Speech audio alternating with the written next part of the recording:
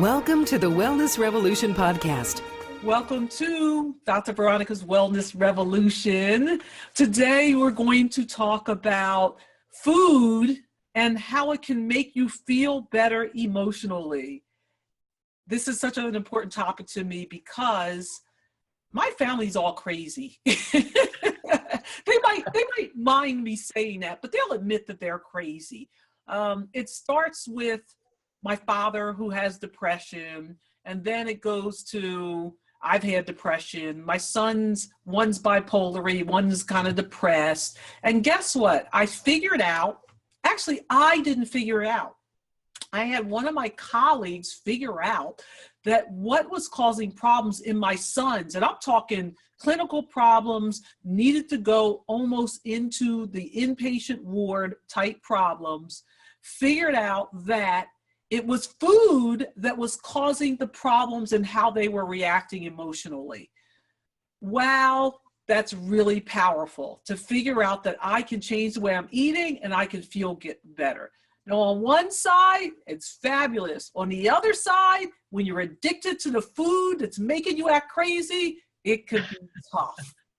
So today I have a lady on with me. You're going to enjoy this because we're going to talk about all these ups and downs. You need to know these associations because if you want to figure out how to get well, especially get well without medications, this is the lady you want to talk to and the book you want to read, The Anti-Anxiety Food Solution. Trudy Scott, the Anti-Anxiety Food Solution author. This is a great book. This is one that I actually sat down and read. I don't read all the books. I read the notes, I read the synopsis, but I was actually sitting and reading all this saying, yeah, because I was like, I got to know this better because it runs throughout my family. So obviously we can fall off the edge and be crazy. And so if I want to figure out how not to make me crazy, then I need to know what this is all about. So you guys might be saying, why is she calling us crazy? Because look, just call it what it is and laugh about it. And that's how you can tell that I'm well, because I can laugh about what's going on. But when you're feeling anxious, depressed, any of these other emotions that you feel are out of control, you don't want people calling you crazy, but you want to figure out how to get it fixed. And did you know that even diseases or mental issues as varied as schizophrenia, which people think you can't do anything about, can be modified very markedly with food? Yes, it can. So I'm going to welcome on Trudy. We're going to talk about the anti-anxiety food solution. But first, Trudy, tell us what originally had you get into talking about food and the emotions.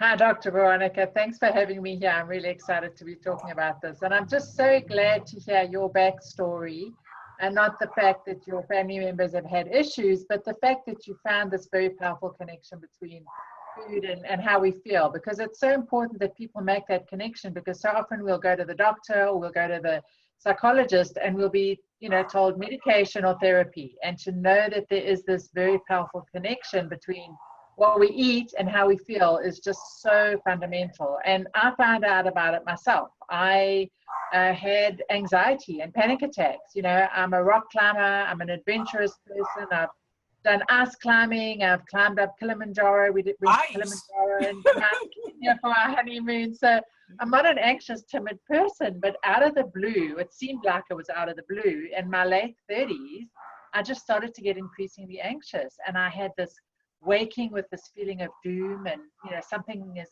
impending doom, something's going to happen, and there was no rationale. When you're feeling like this, you can't rationalize. It's just there, it just grips you. And long story short, I worked with a nurse practitioner and a wonderful naturopath and started to make these connections between what I was eating and how I was feeling. And I had a perfect storm. You've talked about food, but there's many other elements to it. It's low zinc, it's low GABA levels, it's gluten sensitivity, leaky gut, heavy metals, adrenal issues, hormone issues, all of these biochemical factors that I know you talk about with your community and teach about. But we've got to figure out what the puzzle pieces are, put them together, and then address those. So for me, it was changing my diet. That was a big factor. I was actually eating a vegetarian diet at the time, which was not good for me. I was eating a lot of processed soy. And so going back to animal protein was very important. But long story short, addressing the nutritional deficiencies, changing my diet, getting off gluten was a big factor for me personally. And I see that as a big factor for many of my clients. That completely eliminated the anxiety and the panic attacks. I no longer have them. I was so amazed by what I found. I was actually working in corporate America at the time. I was so amazed by what I found that I went back to school to become a nutritionist. And now it's my mission to help other women who, out of the blue in their late 30s, as they're going into menopause, start to see these mood shifts and show them that they don't have to use medication, that they don't have to resort to drugs to feel good. They just have to address the underlying biochemistry, the food and nutrients. And it's amazing. Yes. And I'm like sitting here anxious because I'm like, when I'm talking to somebody, I listen to everything you say and I'm like, the dogs are barking. I'm like, they're like kids. Somehow they know that I'm talking to somebody and it's like, shut up. And that's making me anxious right now, but we go with the flow. But people see my show. Sometimes you might see my dog come across the screen, Artemis or Apollo. So forgive us for the noise, everybody. You know, we love the doggies.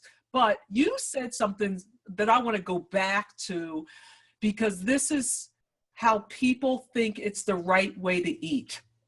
You said, I was a vegetarian and that wasn't the right way to eat for me. I had to go back to eating meat.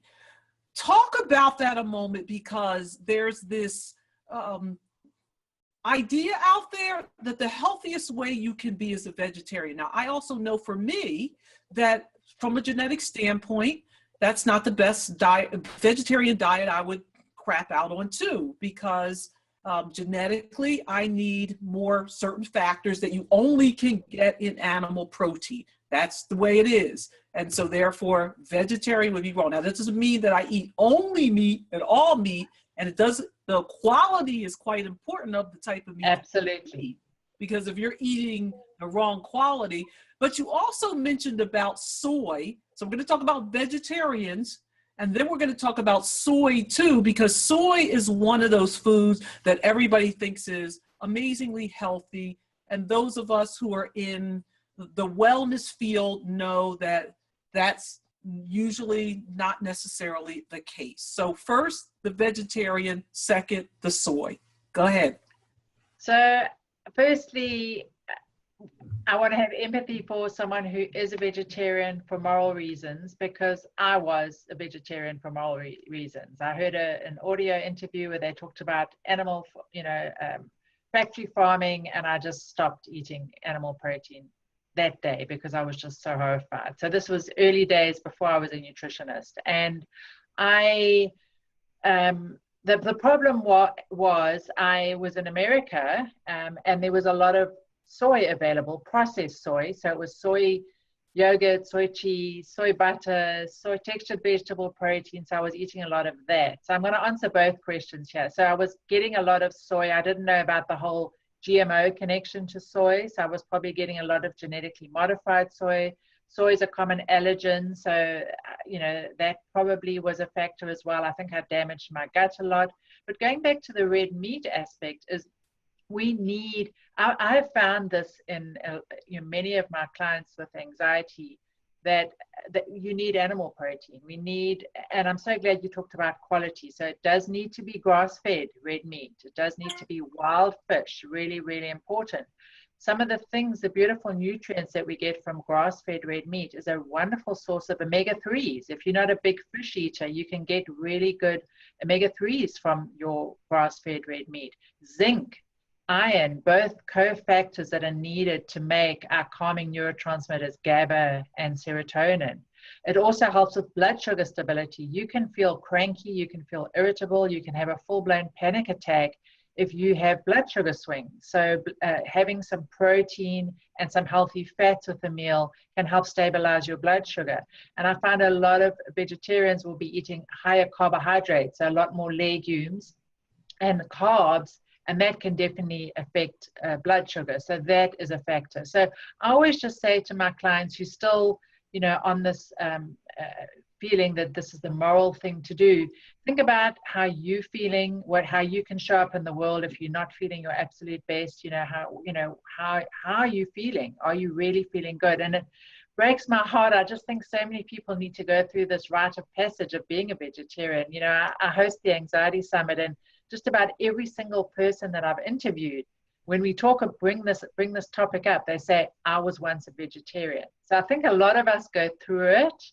And I just want to caution people who are in the midst of it right now, who are thinking about it, that it's not the best thing. We usually go through it and then we figure out that it's not really the best way to be eating. So what about people who are vegetarians for health reasons? There's the people who say morally they want to be a vegetarian, but I think, now there's everybody saying you need to eat a plant-based diet, and that sort of says you need to be a vegetarian. People, whenever I ask people how they change their health and what are they doing to be healthy, people invariably tell me about how they're hardly eating any red meat. And I don't comment at that point, because we start learning how to, make changes. It's not just that one thing that's going to make people unhealthy. But talk a little bit about, you came to the realization as a nutritionist that it was better to have meat, and red meat specifically, because people say, well, I cut down my red meat. I eat a lot of chicken. I eat chicken and fish, but all chickens aren't healthy, and there's red meat that's more healthy than chicken. All fish, if it's catfish and tilapia, that's not the kind of fish that we're talking about. We're not even talking about all types of salmon even. So give us a little bit of rundown on the different protein sources and their nutritional value generally, and then if you can, relate it to emotionally. So I'm glad you talked about this, because a lot of people say I'm not eating much red meat because they think it's a healthy thing. So, and a lot of people are still being told by their doctors, don't eat red meat. Certainly if there's any risk of heart disease, or they've got high cholesterol, which we know is not an issue that the same issue that we hear from our doctors. So unfortunately, it's still being told, we're still being told this from mainstream medicine and in the media and everything. But there's definitely quality issues with chicken as well. There's quality issues with fish, so I'm glad you brought those up. But going back to the whole red meat and why we want to be adding it back in, there's actually research supporting this. One of my favorite researchers is Dr. Felice Jacker, and she's an Australian researcher. I'm now in Australia, and I got to actually meet her at the end of last year. And she's an amazing researcher. She's the head of an organization called the International Society for Nutritional Psychiatry Research, ISNPR. And she's done many papers, but one of her first, I think it was her first paper that she did for her dissertation, was looking at the risk of anxiety and depression in Australian women eating a traditional diet, a real whole foods diet, versus a junk food diet. And the real food diet included, guess what? Grass-fed red meat, because in Australia there's much less farmed meat. It's more less feedlot meat. It's more grass-fed red meat, and they found a lower incidence of anxiety and depression when these women were eating a real foods diet, including the grass-fed red meat. And when I interviewed her on the Anxiety Summit, she actually shared that when she went into her thesis, she was expecting to find the opposite. She was expecting to find that red meat was going to be a problem. And she was pleasantly surprised, to find that the biggest correlate to good mental health was grass-fed red meat. So here we've got it in the research. There's a number of other papers. There was actually a paper that looked at menopause and women, and they were looking at high blood pressure. And they had these women on a DASH diet, which is the dietary approaches to lower hypertension, high blood pressure. They found that the real foods, including grass-fed red meat, with a lot of plants, and you mentioned plant-based, so we definitely want to be including a lot of organic produce, a lot of vegetables, and it should be organic. But with this DASH diet, with a lot of produce and the grass-fed red meat, lower blood pressure and improved mood in these menopausal women. So we've got the research supporting it. I see it all the time in my practice, and just, I say go for it, but very importantly, quality is super, super important when it comes to the grass-fed red meat. How about the fish? So I am a proponent of fish. I would not go for farmed fish, and you really have to know your labeling and your countries. And I'm going to just mention Australia because I'm in Australia at the moment. Here, they don't really label it as wild or farmed. They're calling it sustainable.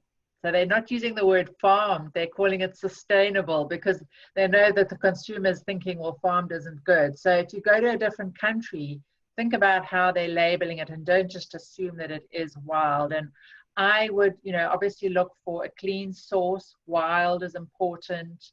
And be aware that you want a smaller fish. Sardines, I love sardines. They're smaller fish. They're less likely to concentrate toxins. Salmon as well. I would not go for something like, some of the bigger swordfish and some of the bigger tuna because of the higher risk of concentrating mercury and other toxins. So that's my stance on fish. Any comments on what you think about fish? Oh, well, just what you said, the wild. I mean, you're in Australia. Here in America, they have it labeled, but the wild, and also, yes, less tuna because it tends to have the higher concentration of mercury. But, the fatty fish we know are good for the brain overall. Absolutely. So every cell in the body is surrounded by lipids and fats. And so one of the things is that people go on low fat diets and they actually need more fat, and more fat is going to, more fat of the right kind of fat. And so Absolutely. That's why we're saying now, let's say I'm going out to dinner tonight. We're going to a regular run-of-the-mill restaurant. It's not, a low-end restaurant. It's a middle-of-the-road restaurant. I can't get organic. I can't get grass-fed beef. What should we pick instead when we're looking at that menu if we're thinking about not just our health in general, but our mental health? So, firstly, I would say call ahead and find a restaurant that is going to fit our needs. That would be my recommendation. But if you can't do that and you stumped, I would go for lamb. Lamb is not it's not feedlot. And if you pick lamb, you're probably going to be safer than buying beef, which you don't know where it's coming from. That's going to be that's what I do. If I'm somewhere that I'm stuck, I will go for lamb because you're pretty much assured that it's not going to be, pumped full of antibiotics, pumped full of hormones, and be fed a soy-based or grain-based diet. But if you go to a restaurant and lamb's not an option, I mean, most people have some kind of fish.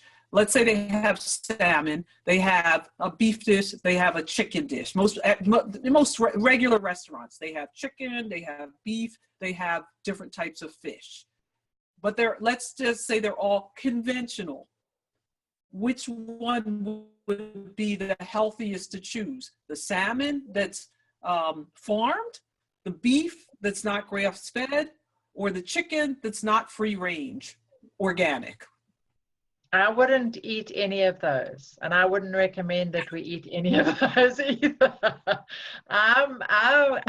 I'm very selective about where I eat. I will eat at home. I'll make home prepared meals. If I go out to visit people, I take a meal with me so I can partake and feel comfortable eating it. And if I'm going to eat out, I will call ahead and make sure that the food that is being served satisfies my needs.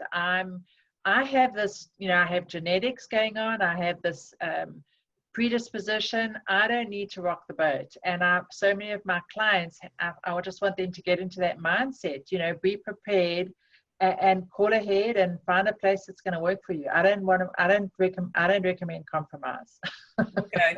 So if you go to a restaurant like that and those are the protein choices, you would recommend going more for a vegetarian dish?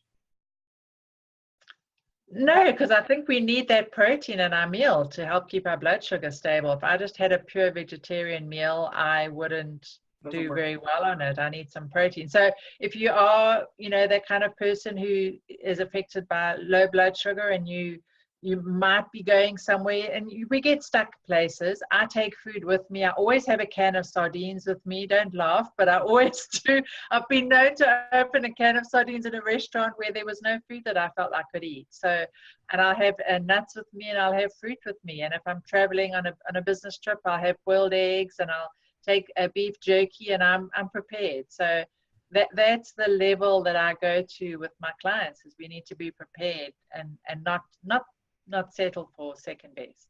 Yeah, sorry, I'm not answering your question. No, well, I think people are thinking, I'm saying, okay, if we have to make the choice, what do we do? And some of us are prepared, and other when I go to the restaurant, I'm like, okay, let me make the best choice with where I am now. I don't like to.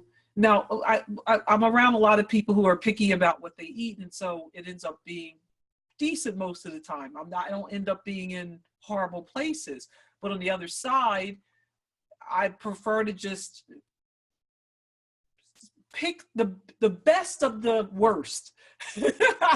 As I'm saying, if I have to pick the best of the worst, what's the best of the worst? But so what would you pick? I'm curious. Well, okay, so it depends on what I'm going through at the particular time. So I always thought, maybe chicken's the best thing, not the beef, or but I found out from some energetic testing that some of my negative foods, maybe because I eat too much of it, were chicken fat, chicken liver. So which means lay off of these for a while.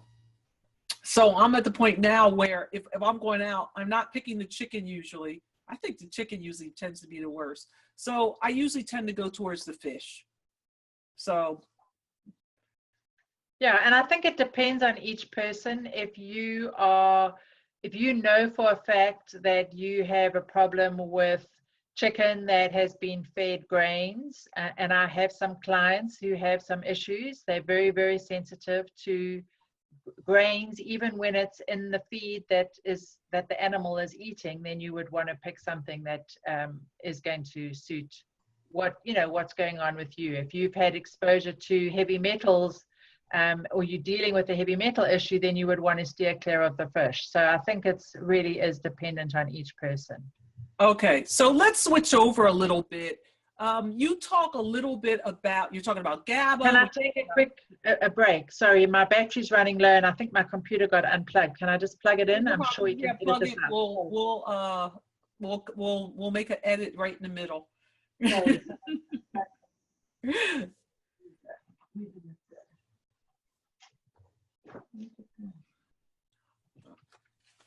I'll have my there you go. Now we're back.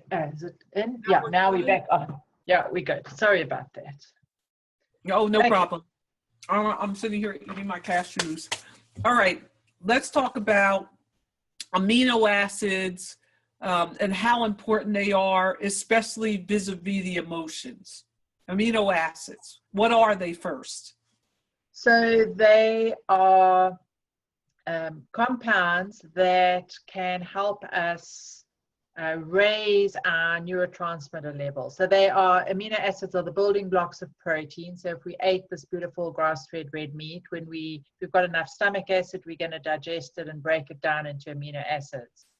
And those amino acids are used to make neurotransmitters. Now we can take an amino acid as a supplement, and there's certain amino acids that help certain emotional aspects. And two of my favorite ones when it comes to anxiety are tryptophan for low serotonin and GABA for low GABA. And earlier on in the discussion, you talked about getting off foods and how do we get off some of these foods. These amino acids help the mood, and they also help our cravings. So we can use an amino acid to address low serotonin, and it's going to help us with the low serotonin symptoms of negativity, depression, worry, anxiety, and it's the worry and anxiety in our heads. It'll help with PMS, insomnia, TMJ, anger issues. All of these are signs of low serotonin. But also that we see, the other symptom that we see with low serotonin is afternoon and evening cravings. So if you're the kind of person that after dinner you just have to have something sweet and you've got all of these other symptoms, that could be low serotonin. And then using an amino acid like tryptophan will raise your serotonin levels, so your mood is going to improve, the anxiety is going to go away, and you're not going to crave the whatever it is, the chocolate chip cookie or the bowl of ice cream after dinner, and you're not going to have to use willpower. The big thing with a lot of the carbs and the sugars and the grains and the breads and the cookies, intellectually we know we shouldn't be eating them, but it's an addiction, and you will use willpower, but willpower will often get the best of us. In most cases it will. We'll have this roller coaster of being good and then not so good. If we address the biochemistry and we raise those serotonin levels, then there's no willpower. We're not feeling deprived, and it makes it easy to make the changes, to get off the gluten, to get off the grains, to get off the sugar, even to get off coffee. All of these amino acids can help us do that. Now, there's a different amino acid for each different neurotransmitter deficiency. I've mentioned low serotonin and tryptophan. The other one that I really like for anxiety is GABA. And with GABA, you've got this physical tension. So you'll feel it in your shoulders and your neck. You'll feel tense. And, a lot of people will be sitting like this, and then they'll take GABA and they'll just go, oh, I feel so relaxed. With GABA, it's the stiff and tense muscles. It's the physical tension. Panic attacks as well can be caused by low GABA. And then with GABA and the cravings, it's the stress eating. So you eat to de-stress. Often you'll drink wine to relax. But using GABA as an amino acid supplement will release that physical tension and then help with that stress eating as well. So you're talking about, reaching for the dessert and you feel like you have to have that. That was so funny because, I talked about my father who has suffered from depression for years and years. He's a diabetic, and we were out to dinner. He's in the middle of his dinner, and the waitress comes by, and he's already saying, "What's for the dessert?" Yes, save space for dessert. Still full of food, and he's asking for the dessert. Now, the rest of us, I was looking and saying, I can't eat any dessert because, I'm satisfied. Now, I think dessert is not always a bad thing, but it shouldn't be that you have to have it all the time. I know, I've watched my father do this. If we go out, we buy some food, and I don't buy sweets with the food, he'll go behind me and buy the sweets to make sure he gets his sweet fix. It's just, that's how it is. I had a client who told me how whenever he went through the aisle, where all the candy was on the checkout, he had to grab the candy. He had to. And then he'd go in a car, he'd eat it, and then hide the wrapper, but not very good because his wife knew that he was doing this because she'd find the hidden wrappers. So yes, it's out of control eating. We're addicted. And that's what addicts do. They hide the fact that they're doing something, and we can be as addicted to sugar and carbs as a drug addict is addicted to street drugs. And so we've got to realize that it's an addiction, not beat ourselves up, but recognize that there's something we can do when we address the underlying biochemistry. And I talked about low GABA with the stress eating, low serotonin with the afternoon and evening cravings. There's also low endorphins. And with low endorphins, it's comfort eating. It's this reward. It's this, I deserve it. It's, I love chocolate chip cookies. It's this really strong emotional connection. And when you raise your endorphins, the amino acid that I use with that is DPA, D-phenylalanine. Then my clients will say to me, oh, I could take it or leave it. So we shouldn't have to be fighting and using willpower. When we balance the brain chemistry, it just really becomes so much easier. And then the other one that I wanted to mention is glutamine. That's a favorite amino acid of mine when it comes to sugar cravings. If you open the glutamine capsule onto your tongue or use the powder, it completely takes away that desire for something sweet if it's related to low blood sugar. And then the other aspect that we haven't talked about today is leaky gut. If you've got leaky gut, you're going to have malabsorption. You're not going to be able to absorb all the nutrients from the beautiful food that you're eating. And glutamine helps to heal the leaky gut as well. So we're getting the sugar craving benefits from glutamine, and it's also starting to heal the gut. And it's also a little bit calming. Some of it converts to GABA as well, so we're getting those benefits as well. So the amino acids are really quite amazing for helping people to make these changes in their diet, and at the same time raising their brain chemical levels, their feel-good chemicals, so they're starting to feel hope, and they're feeling happier, and they're feeling joyful, and they're feeling calmer. And it's just a wonderful thing to see in my clients.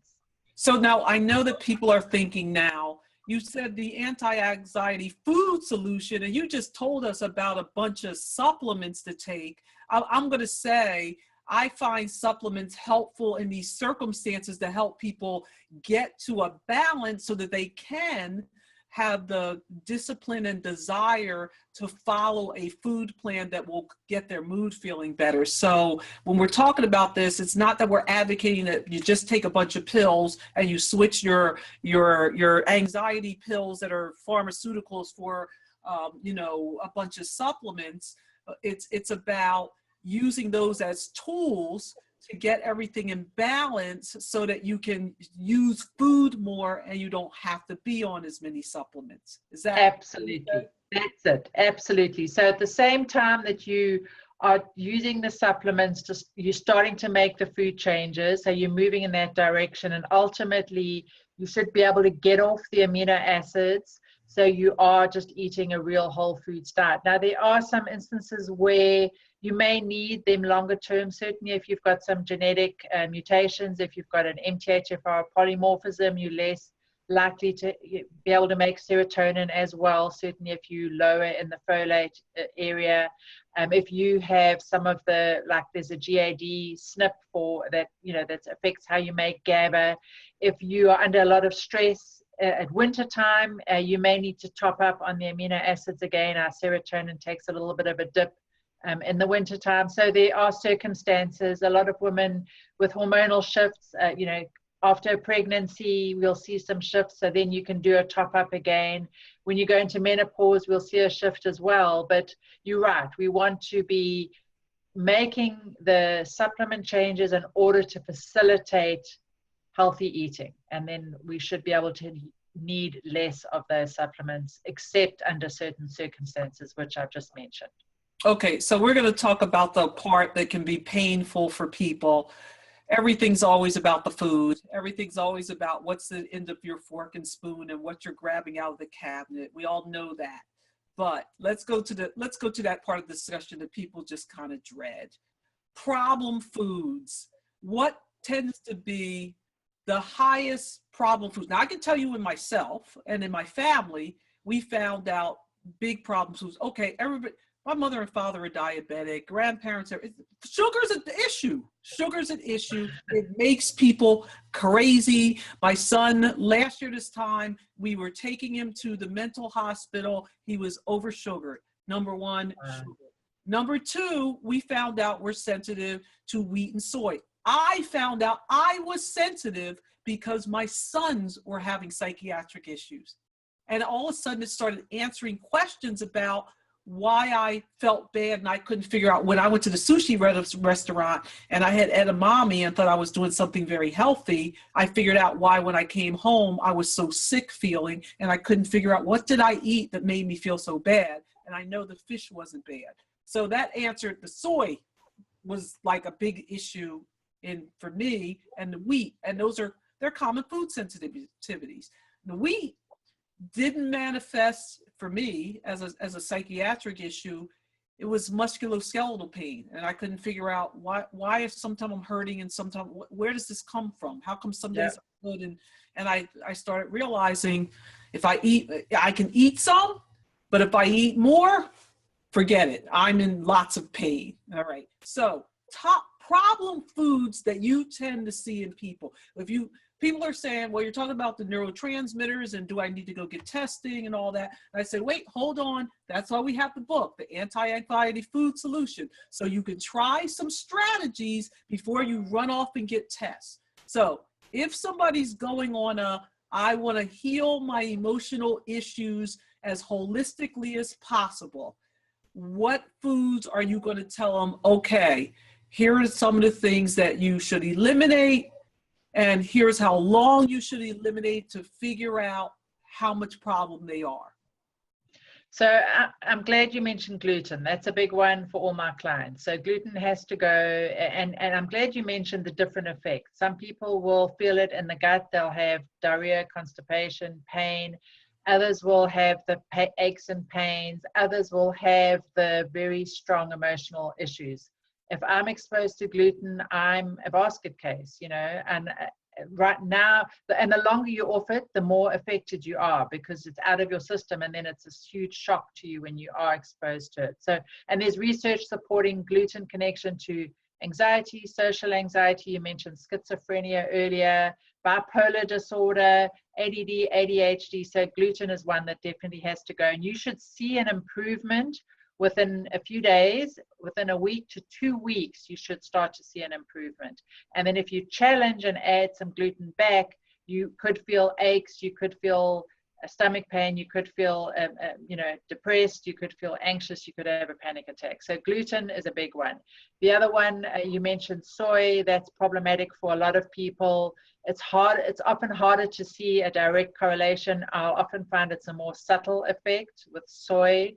The other big one, obviously, sugar is huge. If you have diabetes or any kind of diabetes in the family, that's a big issue. But even if you don't, sugar is going to give you this sugar high, and then you're going to get a crash. So that can make you anxious. The other thing is sugar depletes us of zinc. Zinc is so important for making our neurotransmitters. It depletes us of our B vitamins. B vitamins are needed for adrenal health. If we've got burned out adrenals or if we've got high cortisol, that's going to make us more anxious.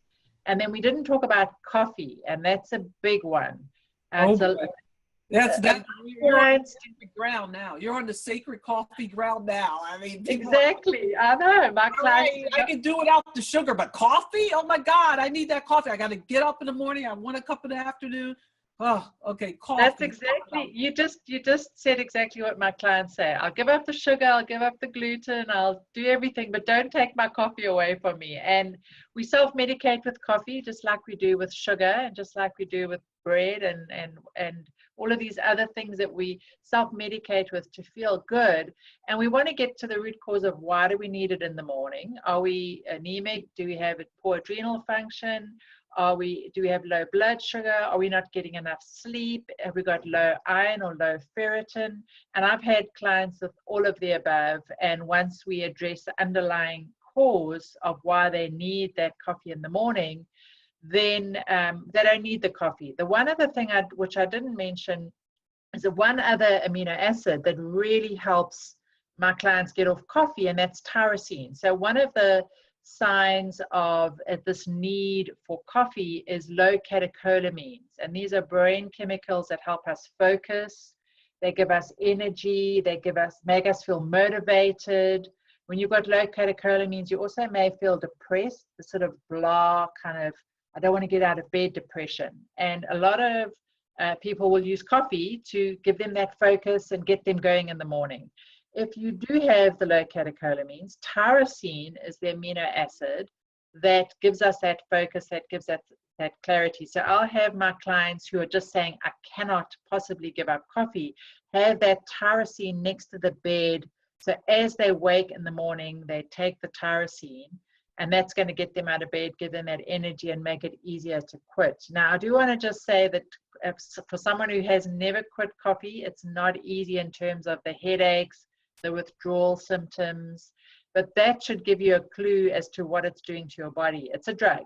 It's, it's a drug. It really is a drug, and we self-medicate with it. And, I'm always looking for options. So you're the kind of person who says, oh, I love that warm feeling of something in my mouth early in the morning. I like that ritual. Find something to replace it. And carob with a little bit of coconut milk or maybe a little bit of butter is a wonderful alternative with a little bit of cinnamon. And then rooibos tea is a wonderful herbal tea that has very similar properties to green tea. And it's been shown to help with prediabetes, and it helps with adrenal balance. So adding in something like rooibos tea, Rooibos, or red bush, it's from South Africa where I grew up, a wonderful alternative. So we just need to be kind to ourselves and recognize that some of the things that we're doing are not in our best interests. And caffeine is one of them. If you have anxiety, the caffeine really has to go, because it could be affecting your anxiety levels and it could be affecting your sleep. And even people who say, I only have 1 cup in the morning, could it really be affecting my sleep? Yes, it could be. So sorry to be the bearer of bad news. Okay, so you mentioned tea for a moment, and you told us about rooibos tea, but we've all been taught that green tea is healthy for us. And actually, I know that the caffeine and the L-theanine in green tea works synergistically to actually help relax some people. But talk about drinking tea instead of coffee. I do for my clients in the beginning, it's no caffeine, that includes tea. But then when we figure out what they're sensitive to, and if they're sensitive to the coffee or what's going on, then later on it's like, okay, rather than adding back coffee, can we add back some tea? Because here are the benefits and here's why I'm doing the tea. So talk about tea for a minute, not the rooibos. I love rooibos tea, it's so delicious. But for people who have not tried rooibos tea, go out and try some rooibos tea because it's very good. So talk about regular, like green tea, because that's all the rage for people. So I love green tea because of all the, the antioxidants, the polyphenols, it does have the theanine in it, as you say, which can give you that focus and also be calming. There are a subset of people, though, that are just more prone to the effects of caffeine, and even that small amount of caffeine can be problematic. So I love your idea of get off the coffee, get off all the caffeinated beverages, and then see how you do. If you add back a little bit of green tea and you feel anxious, then you know that it's too much for you. And I'm super, super sensitive to caffeine. And I remember going to a girlfriend's house, and after dinner, she brings out her herbal teas and she says, yeah, these are all caffeine free. And I had a cup of something. I should have really looked at the label carefully, but I was up the whole night and I felt like I was, like this little jitterbug person. And the next day I called her up and it was something that had a little bit of green tea in it. So if you are that sensitive and you're affected by it, then you obviously can't have it. But otherwise, I would say that would be definitely a better choice. And then there's other herbal teas, Tulsi is a herb from India that is wonderful for adrenal support. So you can some of my clients don't really like just the Tulsi plain. So you could do a lemon ginger Tulsi. You could get a licorice tea for someone who wants something sweet. Now licorice, a lot of people say, oh, candy, I can have some licorice, but this is the herb licorice, but it's got a natural sweetness. And licorice as a herb is wonderful for adrenal support. It's wonderful for hormone support. So maybe finding something like that is going to suffice that need for something. So I just say find something that works for you and go with it, and it's going to be different for each person.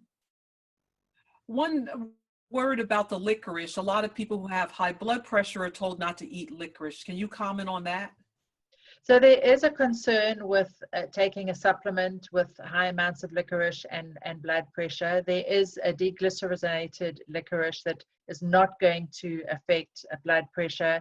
And I think it's, again, monitoring. If someone does have high blood pressure, hopefully they're making some dietary changes to bring their blood pressure down. But certainly as a supplement, it is something that we need to be aware of, and it is a caution. So yeah, I'm glad you brought that one up. Yeah, I think people should monitor themselves because everybody's not sensitive to everything. And so Exactly. I tell people before they try something, if it's something that's of concern, I say you have to monitor your own blood pressure, have your own pump, Exactly. take it in the morning, see what it is, and then try a half a dose of whatever it is and monitor your blood pressure for a few days and see if there's any change in it. And, titrate, but, monitor yourself. This is about personal responsibility, because a lot of conventional doctors will say, don't eat this, don't do that, blah, blah, blah, blah. But it's based on more a fear tactic and a blanket statement as opposed to what is good for the particular individual. So whenever there's Absolutely. concern in somebody, just like diabetics monitor their blood sugar, the people who are hypertensive should always be checking their blood pressure, because the licorice may be something you know about, but there could be some other food that throws you out of balance too that you don't know about. So you need to monitor yourself very carefully. So Good. I totally agree. And going to what you're saying, a blanket statement, a lot of people with high blood pressure are told don't eat salt, which is absolute, it's hoo-ha. It's a small subset of people with high blood pressure that are affected by it. And certainly when this discussion is made, no one ever talks about the quality of salt. So firstly, we want to be having good quality sea salt that's mineral rich, doesn't have all the fillers, and hasn't been iodized, and so there's many different elements. And so yes, we need to look at it on a case-by-case basis and see how we respond. I love that idea. And if someone has high blood pressure, they should have their own at-home monitor, so they can monitor it and see how things are affecting them. We need to be empowered and taking charge of our own health. yes, one word about the salt. A lot of the salt that people are having problems with is the poor quality kind. I don't want to mention any brands, but the kind you buy from the store usually is refined. Right. Okay, it's the unrefined salts like the Himalayan sea salt and the Celtic sea salt, which actually can help people with blood pressure. Don't try this at home. Try it but what I'm saying is a lot of people's blood pressure is caused by mineral deficiencies. And these different types of salts that are Celtic sea salt or Himalayan sea salts are rich in minerals and actually can help people's blood pressure because they're replacing minerals. And so this is something that you should talk about. You may not talk about it with your conventional doctor because they're not aware of this, and they're going to toe the line and tell you whatever they've been told. But understand that there are many minerals that cause, if you have high blood pressure, you likely have a mineral deficiency, likely. And so therefore, there are ways that you can test it, and then you can try things like these type of salts, which a lot of times help people and don't hurt them. But the other thing is you can replace minerals in supplements, and you can make food plans to be more mineral rich. But so people with blood pressure, just don't go with the blanket statement. First, buy your own blood pressure monitor and start checking, okay? Start checking, and then you're going to know what's going on and what you can have in that. It's the processed food with all the added salt that's a problem. And so the Cheetos and the soup with a million milligrams of sodium, those are the ones, because there's not the high quality unrefined salt. But your Cheetos and Doritos, and that's the problem. Okay. Not to mention all the other crap in there. Yeah, it's the processed foods that tend to be the problem. If you make your own soup at home and you're adding salt to it, you're probably not going to have a problem with your blood pressure from that added salt. But if you're eating the canned, even the one that says low sodium is high in sodium, especially that it's the refined sodium. So, and guess what? All this type of stuff, when it affects your body, your blood pressure, ultimately affects your mood too, right? Absolutely. I was about to say that. Yeah, big impact on anxiety and mood. So we're going a little long here. I want some parting words. I want people, this is Trudy Scott, you'll see in the show notes where you can get the Anti-Anxiety Food Solution. This is a great book. This is one that I looked and I was like, they should give this to every medical student and every doctor. This is like wonderful. It was a wonderful book because it talked about the supplements, it talked about the food, and I was like, wow, this is a great handbook. Anybody, it's the kind of book where I'm like, if I find somebody who has a mental problem, this is the book that I'm part of their program is I'm buying them this book. Thank you, Dr. Veronica. Yes. So parting words, Trudy. I just always say, know that there is an answer out there. So you might be in the midst of feeling anxious, you may be having panic attacks, and you may be looking for answers. I always want to say there is an answer for you. It's a matter of finding the answer. We've talked about amino acids and how powerful they can be to help eliminate the anxiety. We've talked about some of the food strategies to implement.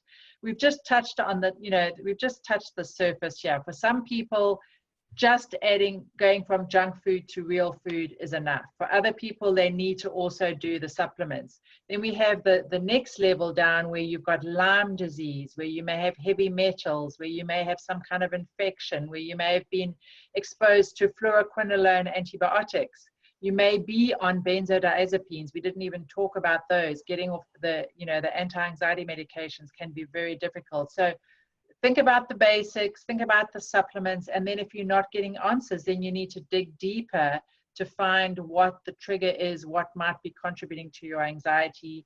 And there is an answer, and have hope, and know that you deserve to feel your absolute best, and you should be able to feel on top of the world. And that's my message, is have hope and keep looking for answers, and find a practitioner who can support you, that you're not fighting against. Because I hear too often from people saying, my doctor's doesn't believe this, they don't want to do this.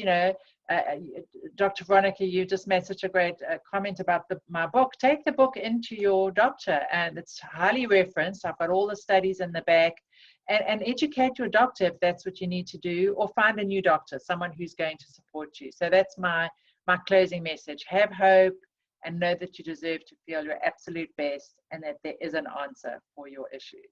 Wonderful. Thank you so much, Trudy. Mwah. I love the book. I really do. It's very helpful, and this is one of the keepers. Thank you so much for being on the Wellness Revolution. Thanks, Dr. Veronica. It was really fun talking to you, and I really enjoyed it. Thank you for listening to the Wellness Revolution podcast. If you want to hear more on how to bring wellness into your life, visit drveronica.com. See you all next week. Take care.